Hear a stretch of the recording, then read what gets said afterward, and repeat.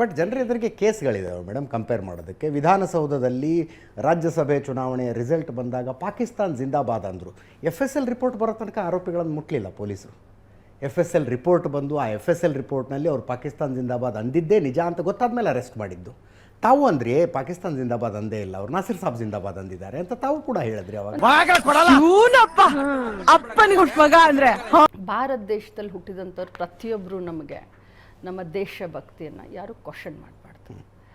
ನಮ್ಮ ದೇಶದಲ್ಲಿ ಇದ್ಕೊಂಡು ನಮ್ಮ ದೇಶದ ಅನ್ನ ಊಟ ಮಾಡಿ, ನಮ್ಮ ದೇಶದ ನೀರನ್ನು ಊಟ ಮಾಡಿ, ನಮ್ಮ ದೇಶದಲ್ಲಿ ಎಲ್ಲ ಫೆಸಿಲಿಟಿಗಳನ್ನು ತೆಗೆದುಕೊಂಡು ಇವರು ಬೇರೆ ದೇಶಕ್ಕೆ ಜಿಂದಾಬಾದ್ ಅಂತಂದರೆ I am also against them. ನೋಡಿದ್ರೇನ್ರಿ ಊಸರು ಬಳ್ಳಿ ಇದ್ದಕ್ಕಿದ್ದ ಹಾಗೆ ಬಣ್ಣ ಬದಲಾಯಿಸೋ ತರ ಮಾತೆ ಬದಲಾಯಿಸ್ಬಿಟ್ರು. ಓಕೆ, ನಾನು ಕೂಡ ಅದಕ್ಕೆ ವಿರೋಧ ಇದ್ದೀನಿ. ಅದಕ್ಕೆ ಯಾವುದೇ ಕಾರಣಕ್ಕೂ ಕೂಡ ನಾವು ಇದನ್ನು ಮಾಡೋದಿಲ್ಲ.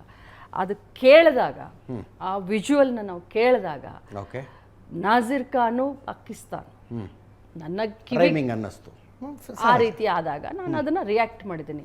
ಆದರೆ ಇದರ ಅರ್ಥ ಭಾರತ ದೇಶದಲ್ಲಿ ಇದ್ಕೊಂಡು ಪಾಕಿಸ್ತಾನ್ ಜಿಂದಾಬಾದ್ ಅನ್ನೋರಿಗೆ ನಾವೇನಾದರೂ ಬಿಡ್ಲಿಕ್ಕೆ ಸಾಧ್ಯ? ನೀವು ಸಪೋರ್ಟ್ ಮಾಡಿದ್ರಿ ಅಂತ ಹೇಳ್ತಿಲ್ಲ. ಈಗ ಅವರು, ನಾನು ಸಾರಿ ಆ ಶಬ್ದ ನಿಮಗೆ ಕೇಳೋದಕ್ಕೆ ಹಿಂಸೆ ಆಗುತ್ತೆ, ಬಟ್ ನಾನು ವೀಕ್ಷಕರ ಸಲುವಾಗಿ ಅದನ್ನ ಹೇಳ್ತೀನಿ. ಪ್ರಾಸ್ಟಿಟ್ಯೂಟ್ ಅಂದರು ಅನ್ನೋದು ತಮ್ಮದು, ನಾವು ಫ್ರಸ್ಟ್ರೇಟ್ ಅಂದೆ ಅನ್ನೋದು ಅವ್ರ ಸ್ಪಷ್ಟೀಕರಣ. ತನಿಖೆಗೆ ಒಂದು FSL ರಿಪೋರ್ಟ್ ಏನಾದ್ರು ಬರಬೇಕಾಗಿತ್ತಾ, ನನ್ನ ಪ್ರಶ್ನೆ ಬರಬೇಕಾಗಿತ್ತಾ ಅಂತ. ಅದಾದಮೇಲೆ ಪೊಲೀಸ್ ಆ್ಯಕ್ಷನ್ ಆಗಿದ್ದರೆ ಒಂದು ಸಮರ್ಥನೆ ಇರ್ತಿತ್ತಾ ಅಂತ ನಾನು ಕೇಳ್ತಾ ಇದ್ದೀನಿ. ಯಾಕಪ್ಪ ಸೈಲೆಂಟ್ ಆಗೋದೆ? ಮಾತಾಡೋ, ಯಾಕೆ ಮಾತು ತುಂಬ ಇದರಿಂದ ಹೇಳಲಿಕ್ಕೆ ಬಯಸ್ತೇನೆ. ನನಗೆ ದುಃಖ ಇದ್ರೂ ಕೂಡ ಪ್ರೇಕ್ಷಕರಿದ್ದಾರೆ, ನೀವಿದ್ದೀರಾ, ಒಬ್ಬ ಹೆಣ್ಮಗಳಾಗಿ ಈ word I completely stand with your sentiment.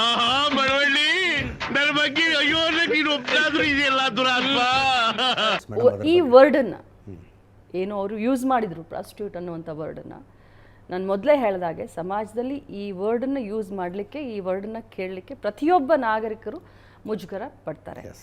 ಈ ವರ್ಡನ್ನು ಅವ್ರು ನನಗೆ ಸದನದಲ್ಲಿ ಅಂದಿದ್ದಾರೆ ಅಂತ ಹೇಳಿ ಲಕ್ಷ್ಮೀ ಹೆಬ್ಬಾಳ್ಕರ್ ಹೇಳಲಿಕ್ಕೆ ನನಗೇನು ಅದರಿಂದ ರಾಜಕಾರಣದಲ್ಲಿ ಏನಾದರೂ ನಾನು ಪಡಿಬೇಕಾ?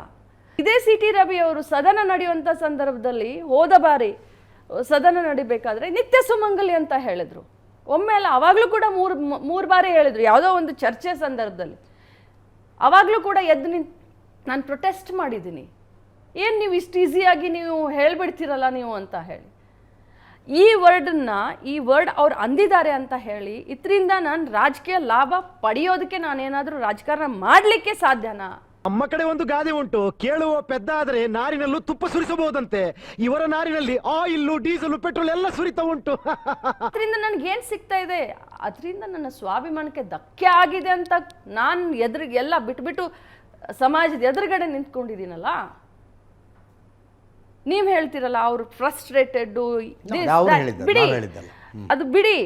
But as a Lakshmi Hebbalkar are as a ABCD of this ಸಮಾಜ, ಆಂಗ್ಲೋ ಇಂಡಿಯನ್ ಮನೆಯಲ್ಲಿ ಕೆಲಸ ಮಾಡೋ ಕೆಲಸದವಳು ಇಂಗ್ಲಿಷ್ ಮಾತಾಡ್ತಾಳೆ ಅಂತ ಬಟ್ಲರ್ ಇಂಗ್ಲಿಷ್ ನಾನು ಮಾತಾಡ್ಲಾ?